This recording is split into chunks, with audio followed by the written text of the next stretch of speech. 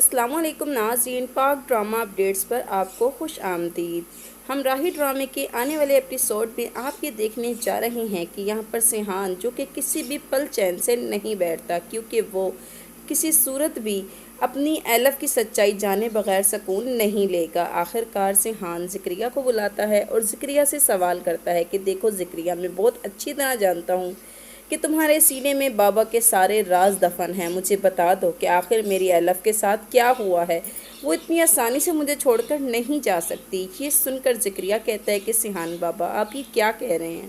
آپ جانتے ہیں نا کہ آپ کے بابا اتنے خود غرض نہیں ہیں کہ آپ کی زندگی بچانے کے لیے آپ کی خوشیوں کا سودا کریں گے۔ وہ جانتے تھے بہت اچھی طرح کہ آپ ایلف سے بہت محبت کرتے ہیں، بھلا وہ کیوں ایلف بیبی کو نقصان پہنچائیں گے۔ تو ناظرین، نیکسٹ سین میں آپ یہ بھی دیکھنے جا رہے ہیں کہ اسی وقت وہاں پر غازی یوسف بھی آ جاتا ہے، جو کہ اپنے بیٹے کی چھان بین دیکھ کر بہت حیران ہو جاتا ہے اور کہتا ہے کہ سیحان، تم کیا پوچھنا چاہتے ہو بیٹا؟ مجھ سے پوچھو۔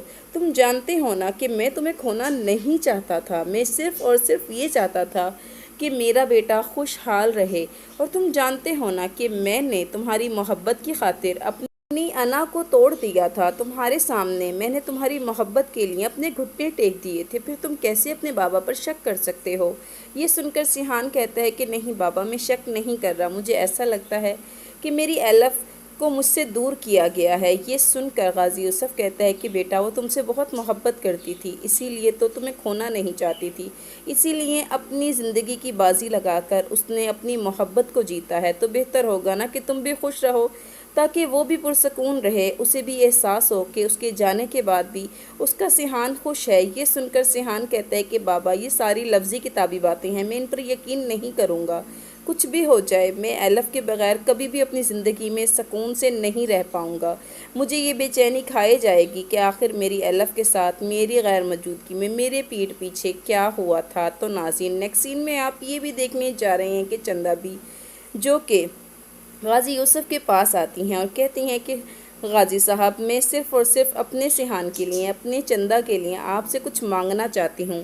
یہ سن کر غازی یوسف کہتا ہے کہ بولیں، آپ کیا کہنا چاہتی ہیں؟ اس پر چندہ بھی کہتی ہیں کہ مجھے پتہ چلا ہے کہ سیحان بابا نے ترکی جانے کا فیصلہ کر لیا ہے، وہ یہاں نہیں رہنا چاہتے، یہاں پر انہیں صرف اور صرف ایلف کی یادیں ستا رہی ہیں۔ یہ سن کر غازی یوسف کہتا ہے کہ نشاد بھی، آپ کو کیا لگتا ہے کہ وہاں جا کر سیحان ایلف کو بھول جائے گا؟ ایلف تو اس کے دل میں بسی ہے، اس کی سانسوں کے ساتھ ساتھ بسی ہے، تو پھر آپ ہی بتائیں کہ یہ سب کچھ کیا ہوگا۔ اس پر چندہ بھی کہتی ہیں کہ دیکھیں، میں تو صرف اور صرف آپ کو بتانا چاہتی تھی کہ سیحان بابا نے یہاں سے جانے کا فیصلہ کر لیا ہے۔ تو ناظرین، یہ سب دیکھیں گے آپ آنے والے نئے ایپیسوڈ میں۔ مزید ویڈیوز کے لیے ہمارے چینل کے ساتھ جڑے رہیے۔